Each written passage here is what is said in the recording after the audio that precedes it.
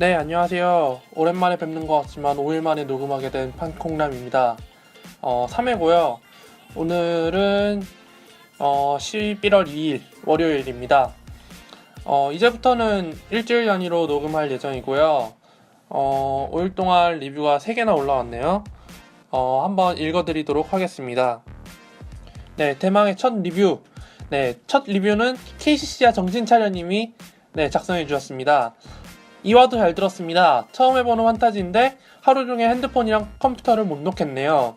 일주일은 한 명만 선수 교체가 가능한데 그 규정을 몰라서 추가로 한 명을 웨이버 해버렸습니다. 즉 한 명이 로스터에 없는 거죠. 이럴 때에는 어떻게 해야 할지 난감하네요. 여튼 자주 업데이트 해주시고 최소한 올해 리그만큼은 꼭 방송 부탁드려요. 클턴 화이팅, 판콩남 화이팅입니다.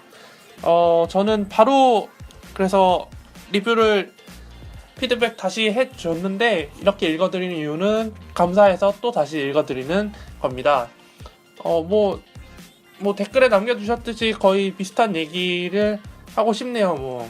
한 명을 웨이버 했다면 다시 한 명을 추가시키면은 상관없지 않을까. 네. 대신 한 명만 영입 가능하니까 신중하게 영입을 해주셔야 될 것 같습니다. 처음 하면은 이거를 그냥 선수 FA 플레이어에서 그냥 애드만 하면은 자동으로 뺄 선수를 고르라고 하는데 처음 하실 때는 이거 어떻게 하는 거지 하다가 그냥 빼는 선수만 빼버리고 추가를 못 시킬 수도 있어요. 좀 되게 조심스러워질 수 있다는 거죠. 어떤 경우에는 그냥 그 로스트에 있는 선수를 교체하려는데 그거조차도 그 한두 번 선수 교체라고 생각을 해서 이것조차 해도 되는지 하면 안 되는 건지 당연히 해도 되는 건데 그렇게 조마조마 할 수 있는데 충분히 처음 하시는 분한테 헷갈릴 수 있는 부분이라고 생각합니다. 좋은 리뷰를 남겨주셔서 정말 감사드리고 꼭 챙겨 들으셨으면 좋겠습니다. 두 번째 리뷰는 DSGTM님 딱히 의미는 없는 것 같네요. 아이디에. 어쨌든 짧고 굵게 리뷰를 남겨주셨는데 방송 너무 좋았습니다. 더 말할 게 있나요? 최고의 찬사 아닙니까? 이런 거는. 근데 더 이상 할 말이 없죠. 너무 감사드리다는 말씀 하고 싶고 이제 세 번째 리뷰는 드마커스 커즌스님이 남겨주셨습니다. 방송 잘 들었습니다. 올해부터 판타지를 시작했는데 모르는 게 너무 많네요. 당연한 거죠. 처음 시작했는데 다 아는 것뿐이라면 그분은 아마 천재일 겁니다. 로스터 옆에 빨간 글씨로 써져 있는 GTD는 무슨 의미죠? 라고 질문을 해주셨네요. 바로 답변을 해드리긴 했습니다만 GTD는 게임 타임 디시전, 즉 출전 여부가 불투명한 상태고 선수의 몸 상태에 따라 출전 여부를 결정하겠다는 뜻이라고 볼 수 있습니다. 이와 비슷한 사례로 DTD가 있죠. DTD는 데이 투 데이. 이것도 출전 여부가 아직 결정되지 않았다. 할 수도 있고 안 할 수도 있다. 반반이라고 생각하면 될 것 같은데 게임 타임 디시전 GTD가 좀 더 포괄적인 의미를 갖고 있죠. 이렇게 모르는 용어들 알려달라고 하는 것도 되게 좋고요. 이렇게 리뷰를 보다가 좀 한 가지 아이디어가 하나 떠올랐는데 판타지가 개막을 하고 나서부터는 유저분들이 가장 신경 쓰는 것 중에 하나가 바로 그 트레이드 카드 맞추기일 것 같더라고요. 1대1을 하든 2대2 트레이드를 하든 3대3 트레이드를 하든 트레이드 카드 맞추는 게 굉장히 쉬워 보이면서도 어려워요. 왜냐면은 본인의 의사도 반영이 돼야 되고 상대방의 의사까지 배려를 해서 두 트레이드 하려는 사람의 입장이 일치를 해야 되니까 최대한 그러다 보니까는 또 물론 스탠인이 되더라도 투표에서 만약에 비토가 돼버리면은 날아가는 거지만 어쨌든 절차가 꽤 나름 복잡한 상황인데 거기서 제가 도움을 드리고자 마련해 본 게 판타지 트레이드 카드를 평가해드리는 기획안입니다. 이제 녹음일은 이제 월요일로 고정을 시킬 건데 보통 트레이드 하는 기간이 이틀이잖아요. 3일, 4일도 있긴 하지만 그건 너무 길어지고 그래서 제가 녹음일이 월요일인데 한 토요일부터 월요일까지 트레이드 카드를 저희 팟빵 리뷰에 남겨주시면 방송에서 제가 직접 이렇게 읽어드리면서 평가를 해주고 또 조언을 해드릴 수 있습니다. 물론 뭐 토요일에서 월요일이 아닌 다른 요일에 트레이드 카드 리뷰를 남겨주시면 제가 빠르게 댓글로 피드백 해드리겠습니다. 왜냐면은 그런 거는 트레이드는 뭐 어느 날 딱 들어갔는데 트레이드 제한이 걸려 있어. 근데 한 10분 뒤에 들어갔더니 트레이드 제한이 없어졌어. 왠가 했더니 상대팀에서 이건 아닌 것 같다 캔슬을 시켜버릴 수도 있는 거고. 그래서 트레이드에 관련된 거는 정말 시간이 생명인 것 같은데 그런 리뷰를 남겨줬을 때는 바로바로 제가 댓글로 체크를 하고 피드백을 할 수 있도록 노력을 하겠습니다. 그리고 뭐 수요일에 남겼든 목요일에 남겼든 좀 흥미로운 트레이드다, 뭐 좀 굉장히 획기적이다던가 뭐 정말 초대형 빅딜 같은 거는 댓글 피드백 이외에도 녹음 때 한번 언급을 해드리도록 하겠습니다. 이런 걸 이제 이런 트레이드 카드를, 그러니까 농구는 알아도 판타지를 잘 모르시는 분들한테는 얘 지금 뭐 하는 거야? 너가 뭔데? 너가 구단주도 아닌데 왜 그런 얘기를 해? 뭐 말이 안 되잖아. 현실성이 없잖아. 이렇게 할 수 있는데 이런 거를 저희 팟빵 리뷰에 남겨주시면은 네, 제가 애매한 거를 최대한 조언을 해드릴 수는 있을 것 같습니다. 뭐 제 얘기가 100% 옳은 건 아니니까 청취자분들께서 취사 선택을 해주셨으면 좋겠어요. 제 말이 무조건 옳은 건 아니니까요. 네, 그래서 단순히 트레이드 카드 선수만 알려주시면은 팀 상황 같은 걸 고려 안 하고 무조건 선수들 간의 밸런스만 챙겨볼 예정이고, 리뷰를 남겨주실 때 좀 더 길게 선수 상황도 있고 본인의 팀 컨셉이나 본인 팀의 상황을 또 알려준다면 외적인 환경까지 고려를 해서 조언을 해드리려고 합니다. 예를 들면은 빅맨이 너무 많아. 그래서 빅맨을 넣고 싶은데 그 포지션 슬롯이 꽉 차가지고 넣을 수가 없어. 그래서 팔아야 돼. 팔고 가드나 포워드를 데려와야 된다. 그래서 내가 제안을 한 게 가드나 포워드들 위주의 트레이드고 나는 센터를 좀 덤핑하려는 트레이드다. 이거를 좀 조언을 해달라, 평가를 해달라. 그러면은 제가 그거에 맞춰서 최대한 평가를 해드리려고 하겠습니다. 뭐 또 다른 예로는 블락이나 어시스트가 또 딸려서 블락슛이 되는 빅맨을 데려오고 싶고 어시스트가 되는 포인트 가드를 데려오고 싶다. 이렇게만 남겨주셔도 최대한 그거에 맞춰서 제가 얘기를 해드리도록 하겠습니다. 네, 이번에는 단신이죠. 저의 판타지 결과를 알려드리려고 합니다. 이건 그냥 짧게 넘어갈 건데 굉장히 신기한 상황이 발생했어요. 제가 판타지 리그를 두 개를 하고 있는데 하나는 제가 호스트고 하나는 그냥 멤버인데, 제가 멤버인 리그에서 마지막 날 그냥 네, 어떻게 꾸역꾸역 버텼거든요. 근데 저는 그래서 어떻게 버텨가지고 5승 4패를 만든 줄 알았어요. 그래서 뭐 5승 4패면 위닝 시리즈니까는 그냥 뭐 괜찮네 하고 지금 다시 확인하러 들어왔더니 6승 3패네요.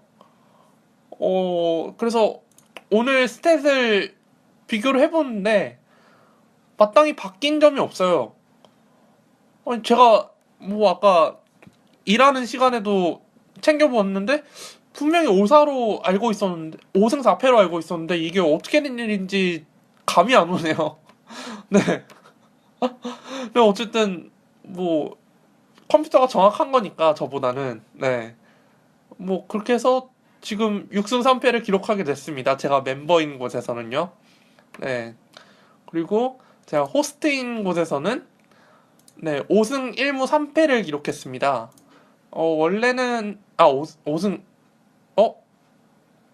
잠시만요. 특이하네요. 네. 제가 호스트로 있는 데가 5승 1무 3패로 알고 있었거든요. 코비가 오늘 정말 몹쓸 경기력을 보여줬지만 3점 2개를 넣어서 저는 동률이라고 생각했거든요.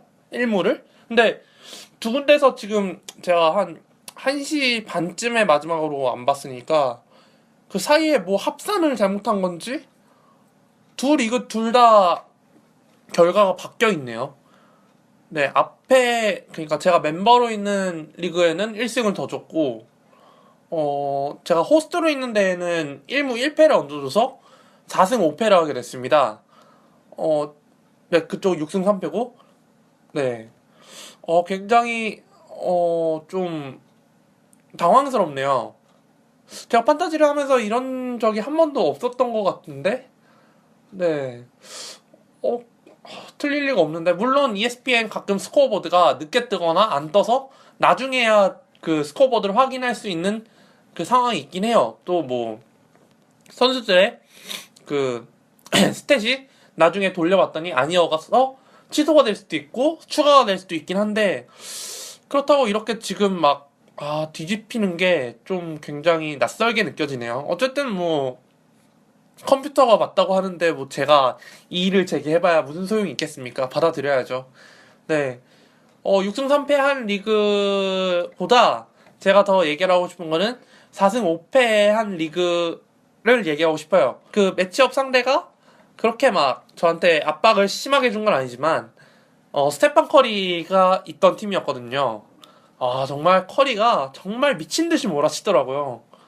정말 스코어보드 보기가 싫어질 정도로 네, 무시무시했던 선수였습니다. 커리는 제가 작년에 갖고 있던 선수였거든요. 그래서 상대팀은 과연 커리를 어떻게 볼까?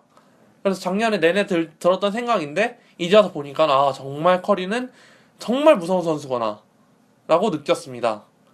네, 뭐 6승 3패한 리그는 정말 제가 꾸역꾸역 네, 어떻게든 해서 네, 교체 카드 다 쓰고 막 일정 다 고려해가지고 한 5승 4패 하니까는 선방했다 싶었는데 6승 3패까지 해버리니까 이거 좀 그러네.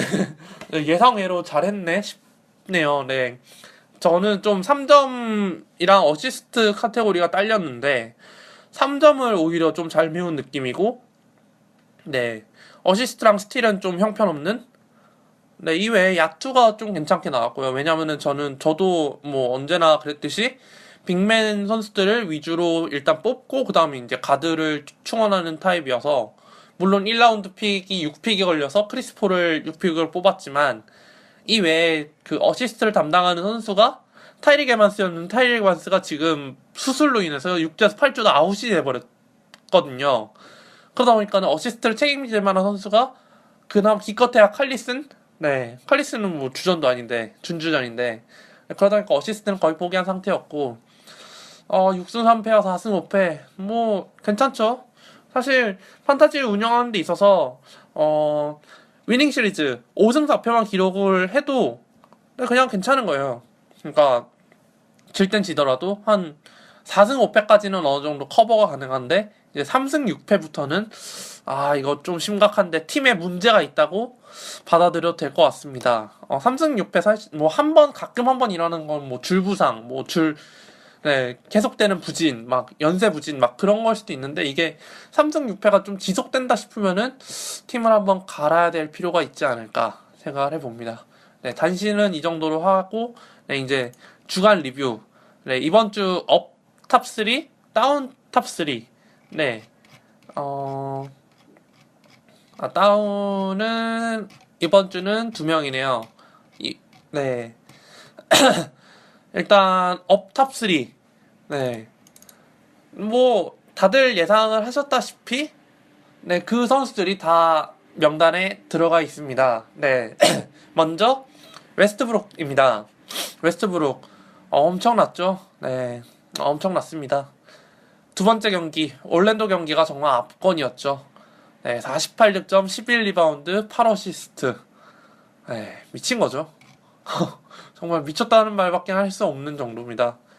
네, 오늘 경기를 제가 깜빡하고 반영하지 못했는데, 웨스트브룩은 두 경기 합산해서 40.5득점이 나왔습니다. 평균 스탯이. 네, 괴물이죠. 네, 사실 제가 판타지를 할 때 웨스트브룩을 뽑을까 말까 하다가 말았던 게, 제가 웨스트브룩 한번 뽑았던 시즌이 13, 14 시즌이었어요. 한창 막 부상으로 막 골골대고 왔다 갔다 하고 막 오르락 내리락 하던 때여서 그거에 대한 잔상이 남아 있었는지, 또 듀란트도 돌아왔겠다, 작년에 그 트리플 더블을 미친 듯이 해대던 모습은 조금 보여주기 힘들지 않을까 했었는데 기우였네요. 네, 정말 엄청난 생산력을 보여주고 있습니다. 네, 시즌 초반 에이스 스코어러들의 야투율이 전반적으로 안 좋은데 웨스트브룩이 사실 야투율이 그렇게 좋은 편은 아니거든요. 한 4, 2푼에서 4, 4푼? 네, 그 정도 왔다 갔다 하는데 나머지 선수들이 좀 전반적인 야투율이 안 좋다 그러면은 웨스트브룩한테는 이득인 상황이 되겠죠. 이렇게 시즌 초반을 잘 끄는 이상 뭐 당연히 시즌 MVP 후보로 손색이 없을 만한 상황인 것 같습니다. 네, 이번 주 첫 번째 선수 네, 웨스트브룩 뽑아왔고요. 네, 두 번째 선수는 스테판 커리입니다. 뭐 사실 1, 2위 구분이 뭐 필요 없을 정도로 두 선수 잘했지만 네, 뭐 일단 웨스트브룩의 퍼포먼스가 좀 더 강력했다고 저는 생각을 합니다. 그 올랜도전에서 올라디포와 맞짱 뜨던 네, 뭐 커리도 대단했습니다만 커리 네, 커리는 세 번째 경기가 정말 정말 무서웠죠. 53득점, 3점슛 8개. 네, 미쳤어요. 평균 3점슛이 5.7개입니다 현재. 네, 한 쿼터에 막 24점씩 넣고 막 네. 이번 시즌에도 역시나 지난 시즌 MVP의 위험은 그대로 가는 것 같습니다. 득점도 득점이지만 3점슛 개수도 그렇고 야투율이 5할이 넘습니다. 네, 뭐 센터입니까? 5할이 넘게. 네, 어시스트도 꾸역꾸역 네 7.3개 기록하고 있고 그야말로 뭐 NBA에 맞는 캐릭터입니다. 사실 한 두세 시즌 전까지 맞는 캐릭터면 르브론 제임스였는데 마이애미에 있을 때 르브론 정말 맞는 캐릭터였는데 이제 좀 커리로 넘어가는 추세인 것 같아요. 확실히 NBA 아이콘이 되어가는 느낌? 그러니까 웨스트브룩의 오클라호마는 에이스들이 한 명이 아니잖아요. 어떤 때는 웨스트브룩이 하고 어떤 때는 듀란트가 하고 가끔 이바카가 하드캐리하고 아주 가끔 뭐 칸터라든지 뭐 그런 선수들이 쏠쏠하게 활약을 해준다는 정도인데 사실 골든 스테이트 워리어스의 명실상부한 에이스는 스테판 커리죠. 뭐 클레이 탐슨도 잘합니다만 네 커리가 보여주는 퍼포먼스에 비하면 조금 약하지 않나. 네 커리는 정말 제가 뽑고 싶었던 선수인데 픽이 밀려가지고 네 뽑을 수가 없어서 너무나 아쉬워했는데 역시나 그 아쉬움 그대로 가는 것 같습니다. 네, 다음은 듀란트입니다. 네, 듀란트도 세 번째 경기 반영을 안 했네요. 뭐 웨스트브룩이나 듀란트 세 번째 경기 덴버전에서도 좋은 활약을 펼쳤습니다만 이 경기는 뭐 일찌감치 가비지 게임이 돼버려가지고 네 보다 만 경기였죠. 네, 첫 경기는 사실 듀란트가 좀 별로였는데 그래서 아직 좀 부상해서 회복이 덜 됐나 싶었는데 두 번째 경기에서 정말 폭발을 해버리더라고요. 웨스트브룩이랑 같이. 네, 43득점, 12리바운드, 2어시스트. 네, 야투율도 30개 던져서 15개 넣었고요. 또 자유투도 11개 던져서 10개 넣었습니다. 출전 시간이 54분이요. 54분. 정말 몸 상태가 완벽하다는 얘기죠.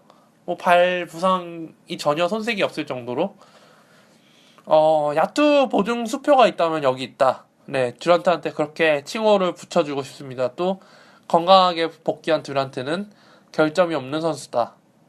다만 제가 또 듀란트를 걸른 이유가 어시스트와 스틸 또 블락 카테고리에서 그렇게 두드러지지가 않더라고요. 물론 야투나 득점력이나 뭐 리바운드, 3점슛 다 괜찮은데 저는 좀 약간 생산성이 높은 선수를 되게 좋아하거든요. 여러 카테고리에서 꽤 위력적인 스탯을 선보일 수 있는 선수. 네, 그런 선수들 위주로 뽑아가지고 조금 원툴, 투툴 플레이어는 좀 하위 라운드에서 뽑지 상위 라운드에선 최대한 생산성이 좋은 선수들 위주로 뽑아요. 그래서 듀란트가 항상 밀리는 타입인데 네, 뭐 듀란트도 정말 잘하고 있는 것 같습니다. 다음은 탑3에는 못 들어갔지만 충분히 탑3에 들어가도 손색이 없는 그냥 아차상이라고 불러봤습니다. 두 명이 있는데요. 일단 첫 번째는 블레이크 그리핀. 네, 뭐 언제나 잘했던 선수지만 올해 좀 더 위력이 더 세진 것 같은 느낌이 듭니다. 그리고 결정적으로 이제 LA 클리퍼스의 에이스가 크리스 폴에서 약간 그리핀으로 넘어가는 것 같지 않나 하는 생각이 듭니다. 네. 뭐 전 경기 25득점 이상 했고 30득점을 넘어선 경기도 많았고 리바운드도 거의 두 자릿수를 기록했고 또 어시스트도 근데 빅맨 치고 4개 정도면은 뭐 충분히 잘했죠. 어, 클리퍼스는 사실 지난 시즌이 우승 적기였지만 1라운드에서 너무 힘을 소모한 나머지 2라운드에서 귀신같이 리버스 스윕을 당하고 탈락당했는데 이번 시즌은 확실히 좀 더 기대를 해봐도 되지 않을까. 대진운만 잘 걸리면. 사실 클리퍼스랑 샌안토니오가 1라운드에서 붙는다는 게 말이 됩니까? 사실 컨퍼런스 파이널에서부터도 손색이 없는 팀들인데 네. 어쨌든 크리스 폴, 그리핀, 디조던 삼각편대와 또 JJ 레딕, 스티븐슨, 새롭게 합류한 스티븐슨과 피어스 등등 네, 두 쪽 멤버가 튼튼해서 이번 시즌 저는 매우 기대하고 있는 팀입니다. 그리고 그리핀이 달라진 점이 있다면 중거리 슛 쏠 때 약간 버퍼링이 사라졌다는 점. 그래서 좀 릴리즈가 빨라진 느낌이고 그러다 보니까는 좀 공격 템포가 빨라진 느낌. 근데 뭐 성공률이 좋으니까 뭐 당연히 발전했다고 말할 수 있을 것 같습니다. 앞으로 더 기대되는 선수죠. 네, 마지막 선수는 빅터 올라디포. 뭐 예상하시지 않았을까요? 사실 뭐 그렇게 위에 있던 선수들에 비하면 뭐 그렇게 뛰어나진 않았다고 할 수는 있지만 이 선수도 OKC 그 썬더전에서 트리플 더블을 기록했어요. 약간 웨스트브룩이랑 올라디포랑 약간 비슷한 스타일 아닌가요? 좀 약간 운동 능력을 위시해서 이것저것 다 할 수 있는 선수. 이게 올랜도의 웨스트브룩이라고 볼 수 있을 것 같습니다. 올라디포. 네. 비록 원조격인 웨스트브룩을 꺾진 못했지만 정말 멋진 퍼포먼스를 보여줬던 것 같아요.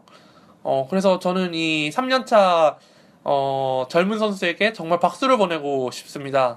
올라디포가 드래프트를 할 때 한 2, 3라운드 초반에서 2라운드에서 3라운드 초반 내에 뽑히지 않을까. 네, 다들 예측을 했는데 2라운드 후반에서 뽑히더라고요. 그래서 제가 3라운드 한 6픽이었으니까는 거기까지는 안 밀리겠지. 네, 거의 체념을 했는데 당연히 안 뽑히더라고요. 네, 뭐 올라디포도 웨스트브룩과 마찬가지로 야투율이 조금 떨어지긴 합니다만 또 제가 얘기했던 생산성에 있어서 엄청난 효율을 보여주고 있기 때문에 한 번쯤 데려와서 써보고 싶어요. 이 선수도 제가 신인 시절에 한번 써봤다가 좋은 트레이드 카드로 잘 넘겨줬었는데 그때 넘겨줬던 이유가 야투율이랑 턴오버 때문이었거든요.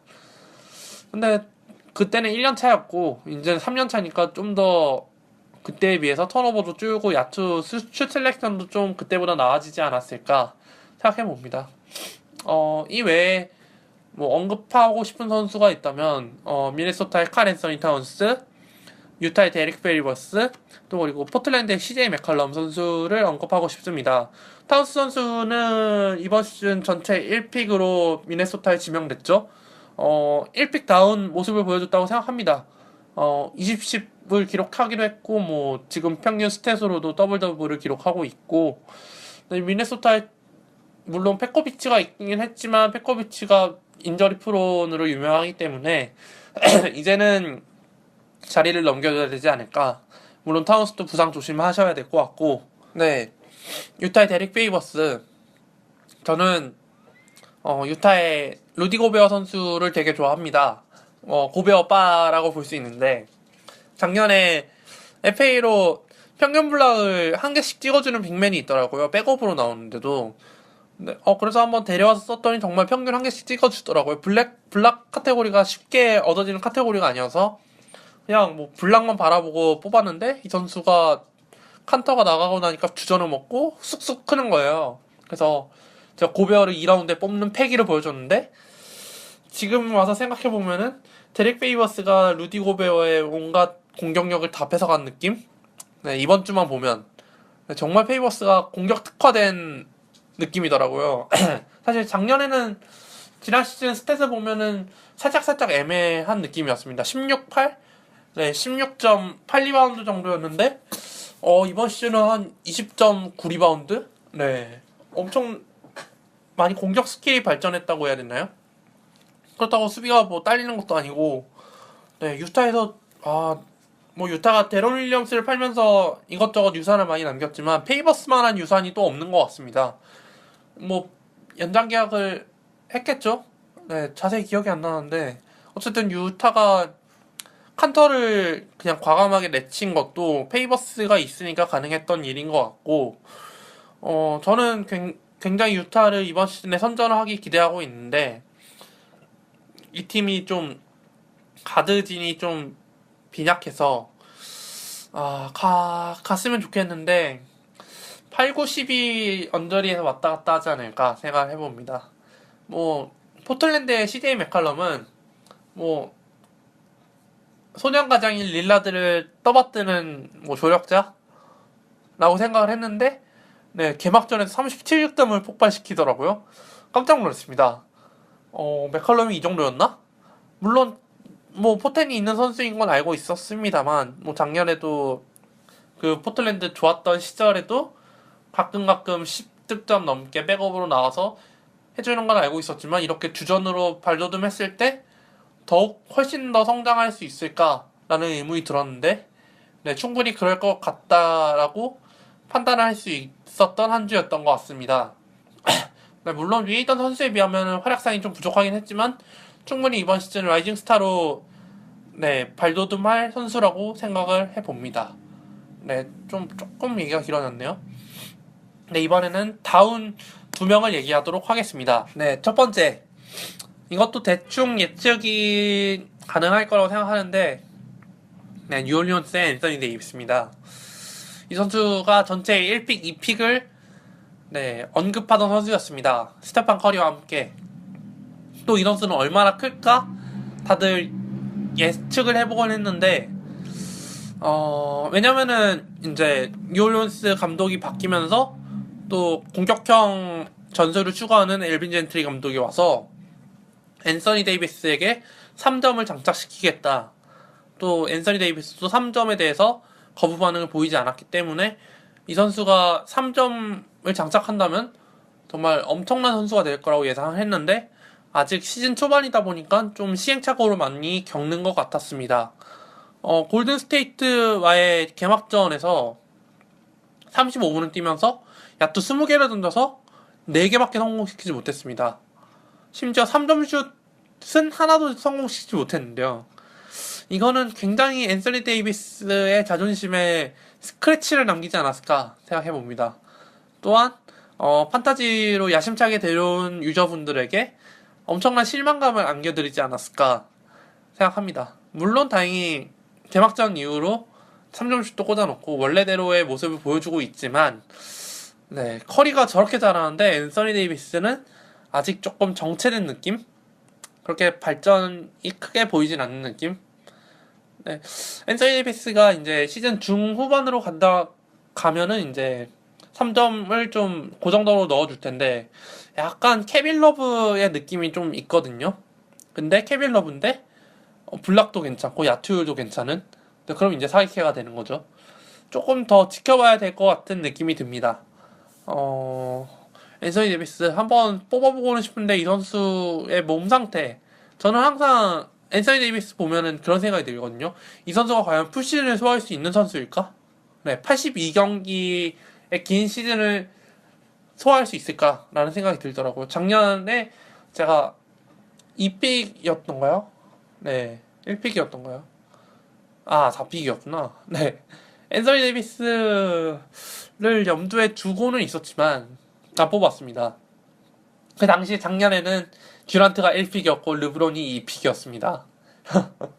그랬죠. 네, 지금은 상황이 역전됐지만 네, 어쨌든 앤서니 데이비스와 커리를 놓고 4픽으로 뽑았어야 했는데 커리를 선택했던 게 지난 시즌부터 관리를 많이 받아서 앤서니 데이비스보다는 더 많은 경기를 뛸 수 있을 거라고 판단해서 커리를 뽑았는데 그 예측이 맞았죠. 저 지난 시즌에 판타지 리그 우승했습니다. 네, 앤서니 데이비스도 몸 상태 유지만 잘한다면 충분히 그 초반의 부진을 딛고 더욱더 성장할 수 있는 선수라고 저는 생각합니다. 네, 시즌 초반의 부진은 조금 약간 다들 이해해주고 넘어갔으면 좋겠습니다. 네, 마지막 선수 제임스 하든입니다. 이 선수도 예측을 하셨겠죠? 사실 이 선수의 부진은 좀 여러 가지 요인이 겹치지 않았나 생각합니다. 일단 휴스턴에 있는 빅맨진들이 네, 또 줄부상에 시달리고 있죠. 네. 일단 드와이트 하워드 고질적인 등부상이 뭐 어느 정도 예견됐던 거고, 테런스 존스는 개막하고 2연전 잘 뛰다가 눈부상을 당해서 세 번째 경기에서 나오지 못했어요. 좀 불의의 부상이었죠. 또 지난 시즌 땜빵으로 잘 뛰어줬던 모티유나스 선수가 오히려 들어 누워버렸습니다. 언제 돌아올지 아직 그 뉴스가 안 떴는데, 그러다 보니까는 정말 황무지가 되어버려가지고 뭐 처음 들어보는 선수들이 막 파워포워드 센터를 맡더라고요.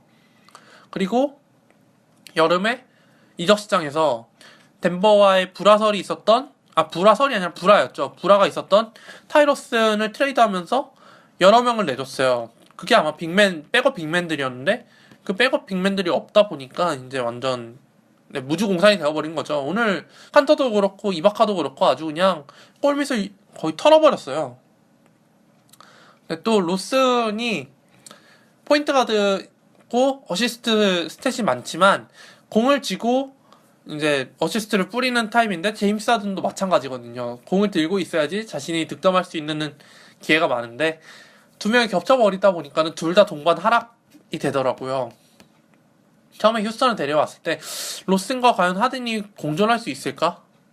그러니까 로슨과 하든을 잘 제어할 수 있는 전술형 감독이라면 가능하겠지만, 그 케빈 맥케일 감독이 그렇게 전술을 강조하면서 팀을 운영하는 감독은 아니라고 생각을 했습니다. 오히려 제임스 하든을 풀어주면 풀어줬지 그렇게 꽉 조이진 않았을 거라고 생각했는데, 이것저것 겹쳐서 휴스턴이 이렇게 좀 무기력하게 3연패를 당하게 됐네요. 휴스턴이 이렇게 3연패를 겪은 게 굉장히 오랜만에 보이는 것 같고, 빨리 빅맨 중에 몇 명이 돌아와서 좀 리바운드에서 많이 도움을 줬으면 좋겠어요. 하든뿐만 아니라 트레버 아리자 선수도 여전히 감을 찾지 못하는 느낌이었고, 그나마 오늘 마커스 손텐 선수가 21득점 하면서 좀 리드를 했지만, 역시나 3쿼터 이후부터 마이애미의 역습에 말려서 결국 게임을 뒤집히게 됐죠, 게임이.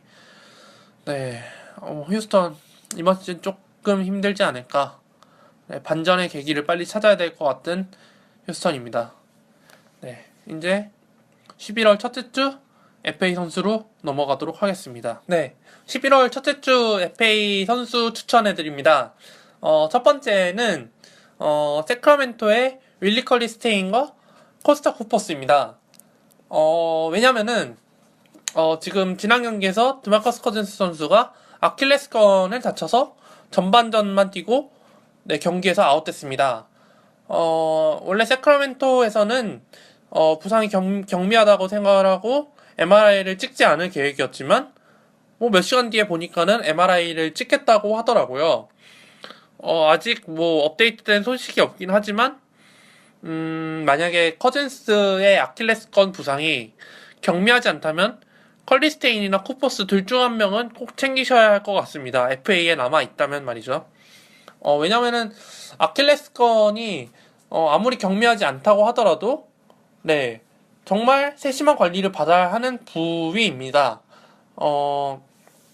경미하더라도 적어도 한두 경기, 넉넉 잡아 3-4경기까지 쉴 수도 있고, 만약에 경미하지 않다면 조금 심각한 상황이라고 하면은 더욱더 데려가야겠죠.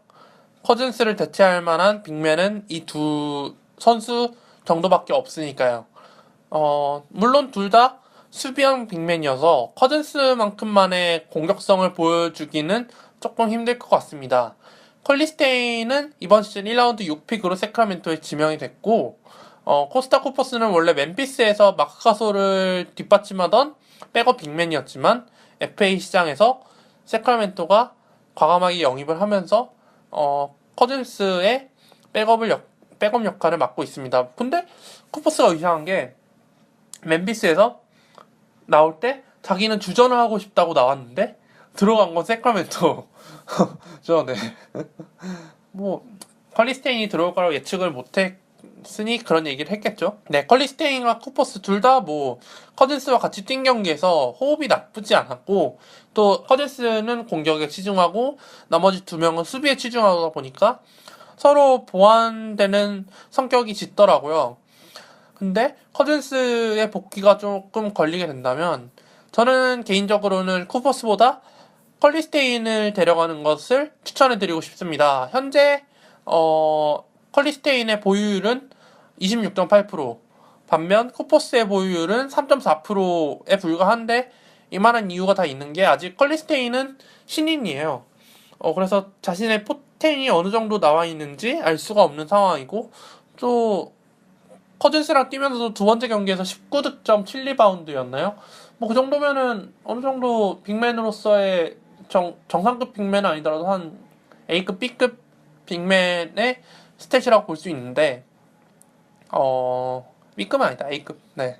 쿠퍼스는 아무래도, 네, 커리어 경력도 있고 보니까 한 98? 네.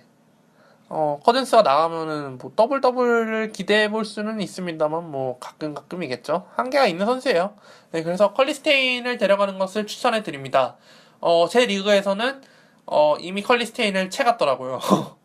아, 무서운 사람들이에요. 네. 두 번째 선수도 역시나 빅맨입니다. 이 선수는 블록슛이 필요하다면 한 번쯤 고려해 볼 만한 대상인 것 같습니다. 인디애나의 이안 마이미 선수입니다. 이 선수의 보유율은 19.6%고, 이 선수를 고른 이유는 역시나 블락 때문인데, 3경기 평균 블락슛이 1.7개에 해당됩니다. 1.7개 정도면은, 제가 너무나 좋아하는 고베어 선수보다는 조금 미치지만, 한, 히버트? 네, 히버트? 그러니까 히버트급이라 생각하면 좋을 것 같습니다. 뭐 공격력이 그렇게 뛰어난 건 아니지만 어느 정도 풋백 득점까지는 해줄 수 있는 선수고, 리바운드도 괜찮고, 네, 블락슛이 강점인 선수니까.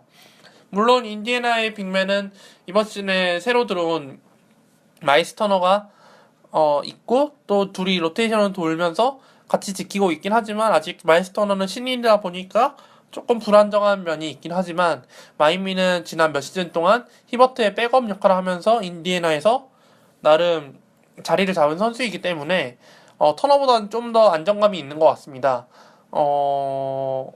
그리고 또 이제 두 선수 이외에 추가되는 영입 선수가 없다면 이 두 선수로 계속 시즌은 날 텐데, 20분대 중후반 출전에 한 더블 언저리 스탯을 기대해 볼 수 있지 않을까. 거기에 블락 좀 있고요.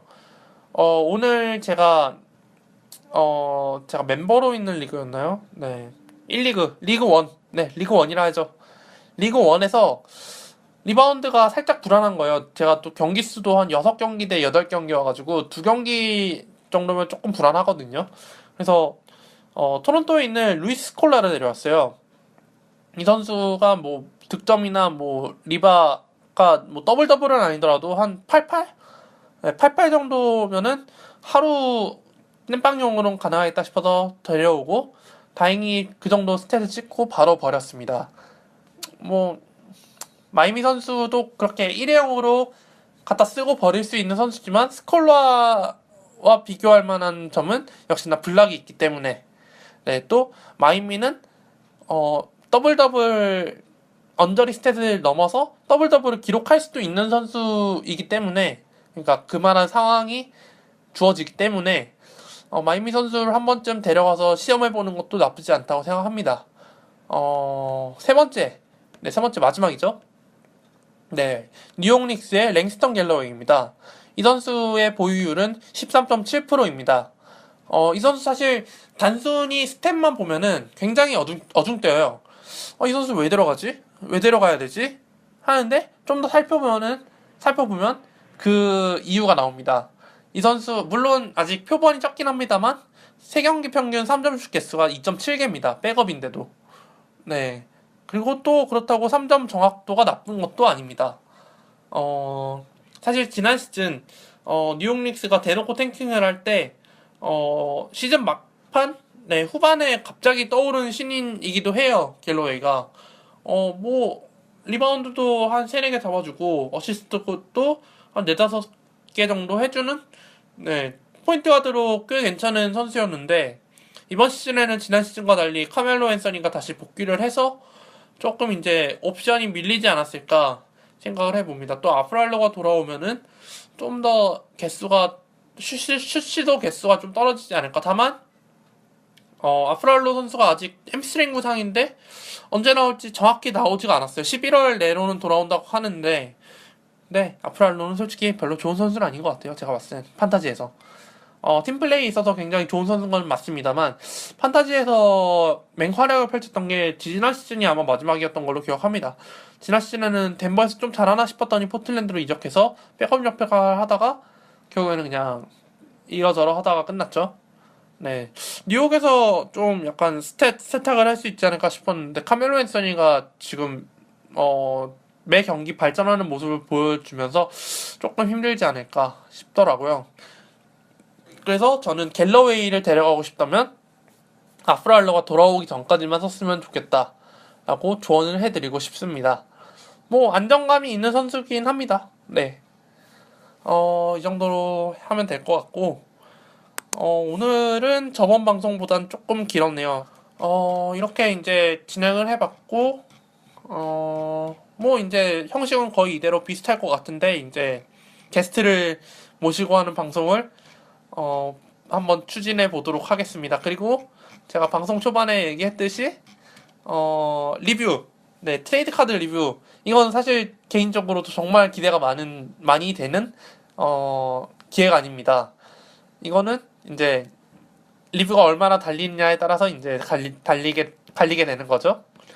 그래서 리뷰 뭐 저희 방송 평가는 안 해주셔도 돼요. 그냥 트레이드 그것만 물어보시고, 네, 뭐 답을 안 해주셔도 되는데 뭐 트레이드 관련된 얘기를 한 번쯤 올려주시는 거는 좋지 않을까 생각을 해봅니다. 오늘 준비한 콘텐츠는 이 정도인 것 같고 또 이제 내일부터 다시 또 판타지 2주차가 시작이 되겠네요. 다들 1주차 오랜만에 판타지 하시느라 정신 없으셨을 텐데 이제는 조금 여유가 생기지 않았을까. 아직도 좀 처음 하시는 분들한테는 좀 생소할 거예요.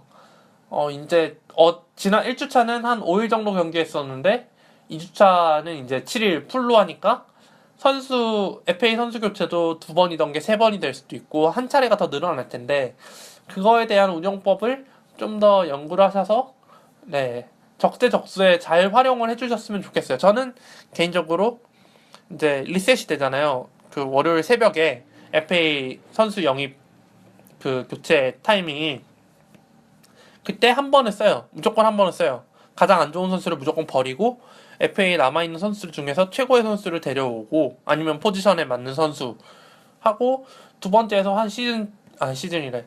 주 한 중반쯤에 여기가 좀 부족하네 아니면 스케줄이 좀 딸리네 해서 한 명 또 비원해서 한 명 스케줄에 맞는 선수, 네, 능력보단 스케줄에 맞는 선수, 스케줄과 또 부족한 카테고리를 채울 수 있는 선수 위주로 데려오고 이제 마지막 세 번째 교체 카드는 이제 토요일이나 일요일, 네, 마지막 날이나 마지막 전날, 네, 그쯤에 이제 정말 필요한 선수, 네, 뭐 득점이 필요하다, 야투가 필요하다, 그럴 때는 뭐 스코어러 데려오고 니경이나 뭐 루일리엄스 같은 선수 데려오고, 네, 그런 거죠. 뭐 그렇게 좀 약간 그것도 레이아웃을 잡아놓고 판타지를 잘 운영해 나가셨으면 좋겠습니다. 판타지 재밌어요. 그렇지 않나요? 여기까지 하도록 하겠습니다. 들어주신 모든 여러분께 감사드리고 그러면 저는 다음 주에 뵙도록 하죠. 감사합니다.